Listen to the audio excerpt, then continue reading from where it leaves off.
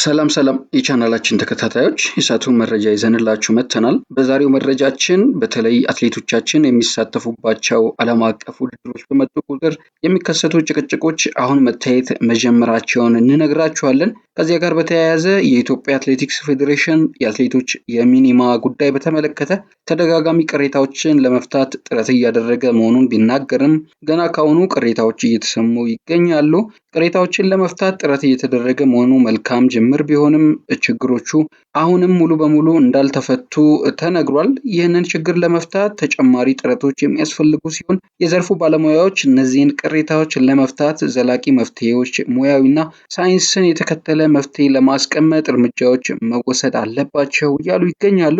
የቅሬታዎች መንስኤዎች በርካቶች ሲሆኑ ለእነዚህ የሚኒማ ቅሬታዎች የሚነሱባቸው ዋና ዋና ምክንያቶች በባለሙያዎቹ በግልጽ በዝርዝር ተመላክተዋል። ብዙዎቹ ቅሬታዎች አትሌት ደራርቱ ቱሉ ፌዴሬሽኑን በምትመራበት ወቅት የነበሩና ከዚህ በፊት አትሌቲክሱን ችግር ውስጥ የከተቱ ናቸው። ስለዚህ በአሁኑ የአትሌቲክስ ፌዴሬሽን ኃላፊዎች ዘንድ ከፍተኛ ትኩረት ሊሰጣቸው ይገባል የሚለው የበርካቶች መነጋገሪያ ሆኗል። የመጀመሪያው ግልጽነትን ማጣት የሚለው ችግር አሁንም አትሌቲክሱ ሊሻገረው ያልቻለው ችግር ነው። የሚኒማ መስፈርቶች አወጣጥ ሂደት ግልጽ አለመሆንና ለአትሌቶች በቂ መረጃ አለመሰጠት የችግሩ ዋነኛ ምንጭ ነው በሚል ተቀምጧል። ከዚህ በፊት በነበሩ የአትሌቲክስ ፌዴሬሽን ኃላፊዎችና እንዲሁም በኦሎምፒክ ኮሚቴ መካከል ሲካሄዱ የነበሩ በርካታ ጭቅጭቆችና ውዝግቦች ከዚህ ችግር ጋር የተያያዙ ነበሩ። አሁንም ችግሩ በግልጽ እንደሚስተዋል እየተነገረ ነው። የሚኒማ መስፈርቶች አወጣጥ ሂደት ግልጽ አይደለም። አትሌቶችም በቂ መረጃ የላቸውም። በዚህ የተነሳ በርካታ አትሌቶች እንዲሁ ስጋታቸውን እየገለጹ ይገኛሉ። ሌላው ችግር የአድሏዊነት ስሜት መኖሩ ነው። የአትሌቶች ምርጫና የሚኒማ አተገባበር ላይ አድሏዊነት አለ የሚል ስሜት ተፈጥሯል። በዚህም የተነሳ አትሌቲክስ ፌዴሬሽኑ በርካታ ውይይቶችን ከአትሌቲክሱ ባለሙያዎችና እንዲሁም ከአትሌቶች እንዲሁም ከአሰልጣኞች ጋር ሲያከናውን ቆይቷል። ያም ሆኖ ስሜቱ በግልጽ እንደሚሰባረቅ በውይይቶቹ ወቅትም የተነሳ ሆኗል ነው የተባለው።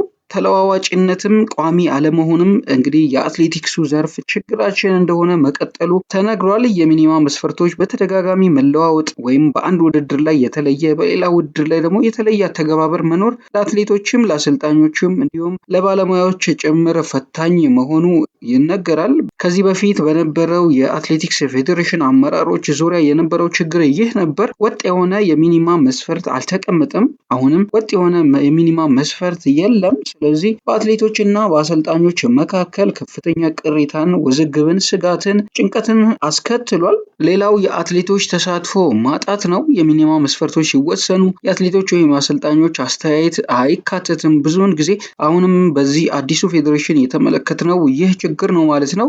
አትሌቶቻችን ራሳቸው ማዕድ ላይ መሳተፍ የማይችሉበት ሁኔታ እጅግ በጣም አስቸጋሪ ነው። ግልጽነት አለመፈጠሩም ከዚህ ጋር የተያያዘ አብሮ የሚነሳ ነው። ይሄ ሌላው ችግር መሆኑ ተመላክቷል። የድጋፍ እጦትም እንዲሁ ሌላው ችግር ሆኗል። የአትሌቶች የሚኒማን ለማሟላት የሚያስችል በቂ ድጋፍ የስልጠናም የአመጋገብም ሆነ የሕክምና ድጋፍ አለማግኘታቸው በጣም የሚያሳዝን ሆኖ ቀጥሏል።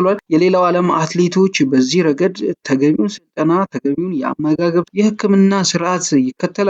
የእኛ አትሌቶች ግን ሚኒማ ለማሟላት እንደዚህ አይነት ድጋፍ የላቸውም። በግላቸው የሚያደርጉት ጥረት ነው ለሚኒማ ማሟላት ደረጃ የሚያደርሳቸው ማለት ነው። ስለዚህ የድጋፍ ማጣትም ሌላው ችግር ሆኖ ተስተውሏል በሚል በባለሙያዎች እየተነሳ ሆኗል ማለት ነው። የመረጃ እጥረት ደግሞ ሌላው ችግር ነው ተብሏል። አትሌቶች ስለሚኒማው ስላፈጻጸማቸው በቂ መረጃ አያገኙም። ይህ ሌላ ቁልፍ ችግር ነው ተብሏል። ለነዚህ ችግሮች እንግዲህ ፌዴሬሽኑ መፍትሄ መስጠት አለበት የሚለው የባለሙያዎች አስተያየት ነው። ለነዚህ ቁልፍ ችግሮች ምን መፍትሄዎች ተቀመጡ በባለሙያዎች ዘንድ በሚለውን ለመመልከት ያህል እነዚህን ቅሬታዎች እና ዘላቂ መፍትሄ ለማስቀመጥ የሚከተሉት ቁልፍ እርምጃዎች ሊወሰዱ ይችላል የሚለው የባለሙያዎች ምክር ነው። የመጀመሪያው የአሁን የሚኒማ ደረጃዎችን ሳይንሳዊ ግምገማና ማሻሻያ ማድረግ ይገባል የሚለው ነው። ዓለም አቀፍ ልምዶችን ማጥናት የዓለም አትሌቲክስ እና እንዲሁም ሌሎች ታላላቅ አትሌቲክስ ፌዴሬሽኖች የሚጠቀሙባቸውን የሚኒማ ደረጃዎች አወጣጥ ዘዴዎች፣ መስፈርቶች እና የጊዜ ገደቦችን በጥልቀት ማጥናት አስፈላጊ ነው።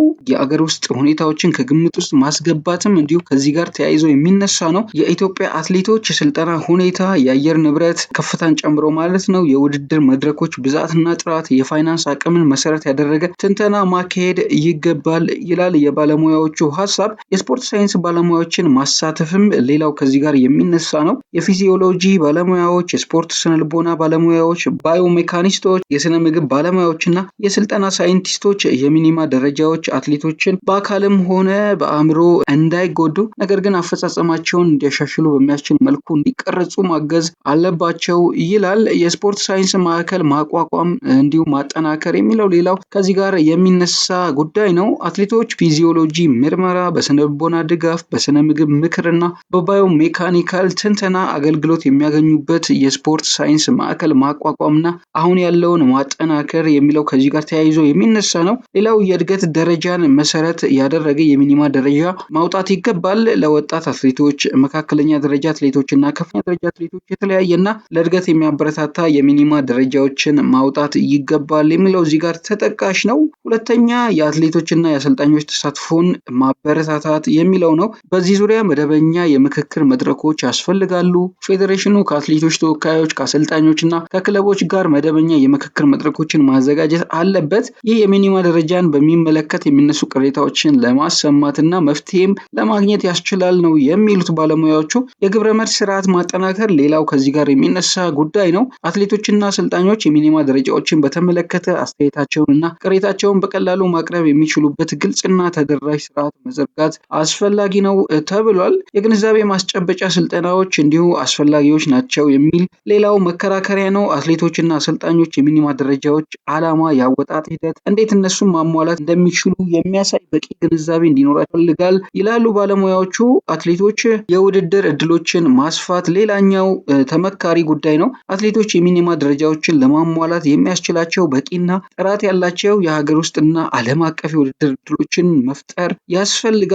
ሙሉ ግልጽነትና ወጥ የሆነ የመረጃ አቅርቦት አስፈላጊ ናቸው የሚለው የባለሙያዎቹ ምክር ነው። እንግዲህ ግልጽነት ያለው አሰራር ሂደት፣ የሚኒማ ደረጃዎች እንዴት እንደሚወሰኑ፣ እንደሚገመገሙና እንደሚሻሻሉ ግልጽ የሆነ የአሰራር ሂደት መዘርጋትና ለሁሉም ባለድርሻ አካላት ማሳወቅ፣ የመረጃ ተደራሽነትን ማጠናከር፣ አትሌቶች፣ አሰልጣኞች ስለ ሚኒማ ውድድር ያላቸውን እንግዲህ ግምገማ የሚሰጡበትን ሁኔታ ማመቻቸት፣ መረጃ እንዲኖር ማድረግ፣ ፍትሐዊና ተጨባጭ የምርጫ መስፈርቶችን፣ ዓለም አቀፍ ደረጃዎችን መገምገም፣ ሚኒማ መስፈርቶች ከዓለም አቀፍ አትሌቲክስ ፌዴሬሽኖች ደረጃዎች ጋር የተጣጣሙና ተጨባጭ መሆናቸውን ማረጋገጥ አለበት የሚሉ ባለሙያዎች በርካታ ሀሳቦችን በመፍትሄነት አፍልቀዋል።